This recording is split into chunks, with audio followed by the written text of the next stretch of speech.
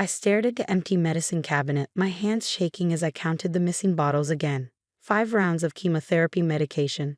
Gone. Each bottle had cost over $3,000, even with insurance, and they were supposed to last through my next 3 months of treatment. Kate, I called out, trying to keep my voice steady. Have you seen my medication? My sister sauntered into the bathroom, designer shopping bags dangling from her arms. The price tags were still attached to her new Guxy jacket. Oh, those pills, she said casually, examining her freshly manicured nails. I sold them. My name is Olivia Bennett, I'm 29, and in that moment, I felt my world crumbling around me. 6 months into my battle with lymphoma, and my own sister had just admitted to selling my life-saving medication.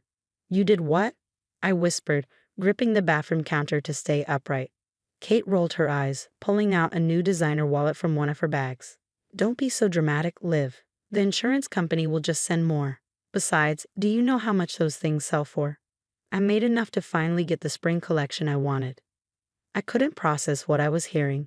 Kate, those medications keep me alive. They stop the cancer from spreading. I can't just get more. Insurance only covers a certain amount, and the next round isn't approved for 3 months.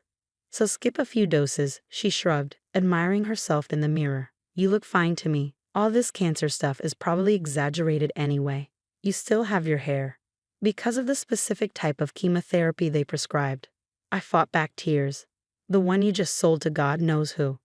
Our parents had died 2 years ago in a car accident, leaving Kate as my only family. When I was diagnosed with lymphoma, she'd insisted I move in with her so she could take care of me. Now I understood her eagerness. She'd seen an opportunity. Who did you sell them to? I demanded, pulling out my phone to call my oncologist. Kate's expression hardened. Does it matter? What's done is done. Stop being such a baby about everything. Ever since you got sick, it's all been about you. Kate, drive me to chemo. Kate, I need help with the medical bills. Kate, I'm too tired to work full time. Do you know how exhausting it is? My hands trembled as I dialed Dr. Parker's number. Exhausting? You think having cancer is a vacation for me? The point is, Kate continued, pulling price tags off her new clothes, I deserve nice things too. Those pills were just sitting there, worth thousands of dollars, and my credit cards were maxed out. It's not like you can't get more. Dr. Parker's office answered on the 3rd ring. As I explained the situation, trying to keep my voice from breaking, I watched Kate arrange her shopping bags with more care than she'd ever shown my medication. Miss Bennett, Dr. Parker's nurse said urgently, you need to come in immediately. Stopping treatment suddenly could cause the cancer to accelerate rapidly. Dr. Parker wants to do an emergency scan. Kate was still talking, oblivious to my phone conversation. And anyway, you're always going on about how you want to help me. Well, selling those pills helped me get the things I needed. You should be happy for me. I hung up the phone, my whole body numb. I need you to drive me to Dr. Parker's office right now. Now? Kate whined, holding up a new dress. I haven't even tried everything on yet.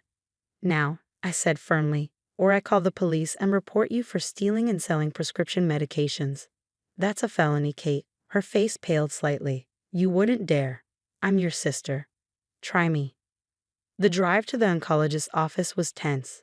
Kate complained the entire way about how I was overreacting, how I always ruined her good days with my health drama. I sat in silence, watching the buildings pass by, wondering how my sister had become someone who valued designer clothes over my life. In Dr. Parker's waiting room, I could see Kate growing uncomfortable as other cancer patients came and went. Some were in wheelchairs, others wearing masks, all fighting their own battles. Her shopping bag sat at her feet, a grotesque testament to what my medication had bought her. Miss Bennett, Dr. Parker's nurse called, her face grave. We need to do the scan immediately. Dr. Parker is very concerned about the interruption in your treatment. As they led me to the scanning room, I heard Kate muttering, It's just a few pills. Everyone here is so dramatic. She had no idea what those scans would reveal, or how her shopping spree was about to cost far more than she bargained for.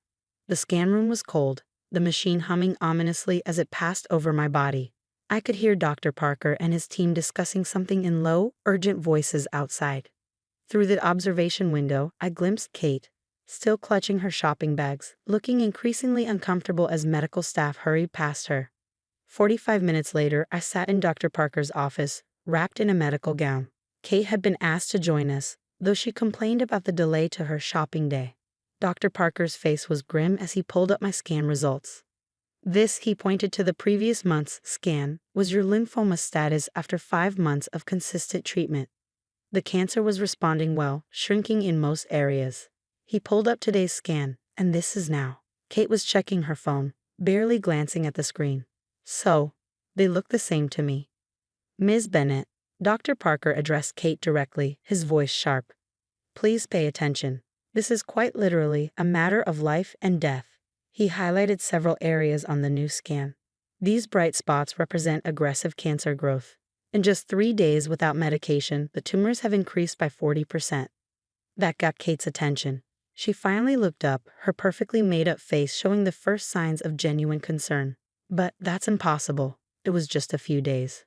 The medication you sold, Dr. Parker continued, his tone cold, was specifically designed to suppress rapid cell growth. Without it, the cancer cells multiply exponentially. Your sister's life expectancy has potentially been reduced by months, if not years. I watched the color drain from Kate's face. Years? But the insurance will just send more, right? Like tomorrow? Dr. Parker clasped his hands on his desk. Insurance approved and paid for that medication on a specific schedule. They won't cover replacement doses for 3 months. Each bottle you sold would cost over $15,000 out of pocket. $15,000? Kate whispered, looking at her shopping bags with dawning horror. But the dealer only paid $3,000 each. The dealer? I turned to her, my voice shaking. You sold my cancer medication to a drug dealer? Dr. Parker pressed a button on his desk. I've already contacted the hospital's legal team and the police. Selling prescription cancer medications is a federal offense. But more importantly, he turned to Kate, you've significantly endangered your sister's life. A police officer entered the office, followed by a hospital social worker. Kate jumped up, her shopping bags tumbling over. Wait, no. I didn't know it was this serious. Olivia always bounces back, she's always fine. Fine? I found my voice, anger finally breaking through my shock. I have cancer, Kate. The only reason I've been fined is because of the medication you sold for handbags. The officer stepped forward. Ms. Bennett, we need you to come with us.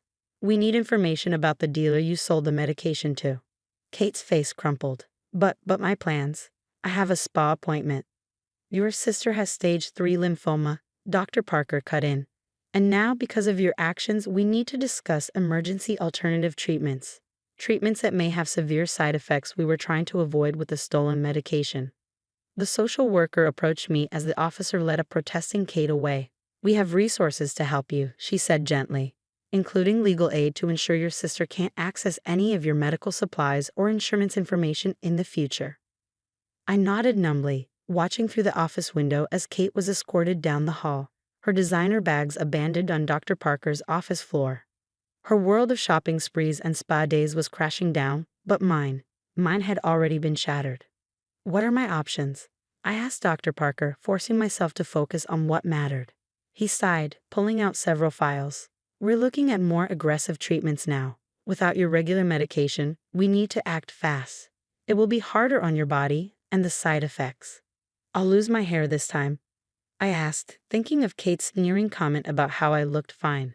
Yes, he confirmed, among other challenges. But Olivia, he leaned forward, we will fight this. Your sister's actions were criminal, but they won't define your journey. As we discussed treatment plans, I could hear commotion in the hallway, Kate's voice rising hysterically as she realized the full consequences of her actions. Not just the legal ramifications of selling prescription drugs, but the physical cost to me, her only family. The social worker stayed with me, helping me understand my options for protective orders and legal representation. Your sister betrayed your trust in the worst possible way, she said. But you're not alone in this fight. Through the window, I watched as my sister disappeared down the hallway with the police, her precious shopping spree abandoned on Dr. Parker's office floor. Physical proof of how little my life had meant to her. 6 months after Kate sold my medication, I sat in the courtroom, watching my sister face the consequences of her actions. She traded her designer clothes for a plain suit, her perfectly styled hair now showing dark roots. The prosecutor stood before the judge, holding my medical records. Your Honor, the defendant's actions resulted in catastrophic progression of her sister's cancer. The medical evidence shows a 40% increase in tumor growth within days of her selling the medication. Ms. Bennett's oncologist will testify that this forced them to pursue aggressive treatments that cause severe complications. I touched my headscarf self-consciously. The new treatment protocol had indeed taken my hair, along with much of my strength. But I was still here, still fighting, despite Kate's actions, not because of any help from her. Furthermore, the prosecutor continued, Ms. Bennett sold these medications to a known drug dealer, who then distributed them illegally. The street value of these cancer medications has created a dangerous black market, endangering other patients. Kate's lawyer tried to paint her as a misguided young woman who didn't understand the consequences of her actions. But the evidence was damning. Text messages to the dealer haggling over prices, security footage of her removing the medications from my apartment, and most devastating, her own recorded statements at the hospital showing complete disregard for my life. When Kate took the stand, she tried for remorse. I didn't know it would hurt her so badly, she said, dabbing at her eyes with a tissue. Olivia always seemed fine. I just needed the money. For designer clothes, the prosecutor interrupted. You sold your sister's life-saving medication for shopping money, is that correct? Yes, Kate whispered. And when Dr. Parker showed you the scan results, your first concern was whether insurance would replace the medication tomorrow, correct?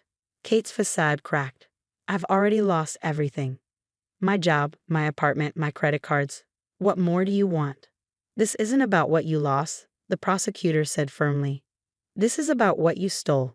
Your sister's chance at a less aggressive treatment plan, her ability to work during treatment, and months or possibly years of her life expectancy. Dr. Parker's testimony was clinical but powerful. He showed the court my before and after scans, explaining how the interruption in treatment had forced them to use more aggressive protocols.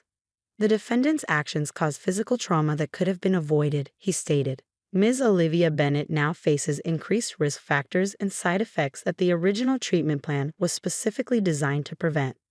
The social worker who had helped me that day also testified, describing Kate's behavior in the hospital. She was more concerned about missing a spa appointment than her sister's life. When shown the scan results, she worried about replacing the medication quickly to avoid getting caught, not about the damage already done. Finally, it was my turn to speak. I stood carefully, still weak from my latest round of treatment. Kate was my only family, I said, looking directly at my sister. When our parents died, we promised to take care of each other. When I got sick, she promised to help me through it. Instead, she saw my illness as an opportunity to profit. She took medication that was keeping me alive and traded it for shopping bags. Kate wouldn't meet my eyes as I continued. The new treatment protocol has been brutal. I can't work anymore. I can barely leave my bed some days.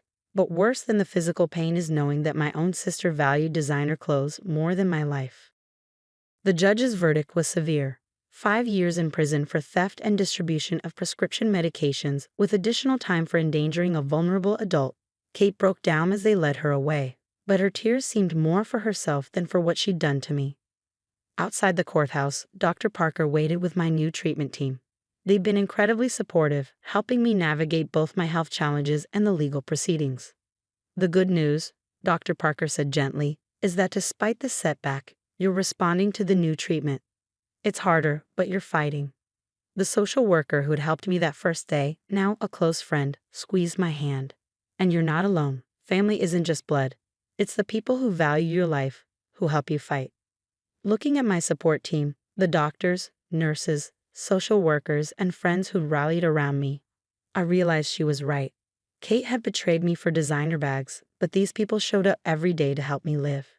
As we left the courthouse, I glimpsed the designer bags that had been entered as evidence, the price Kate had put on my life. They seemed shabby now, meaningless compared to the community of genuine care that had emerged from this nightmare. My next scan was scheduled for tomorrow. It would be hard, but I knew I had real support now, people who understood that some things, like life itself, were truly priceless.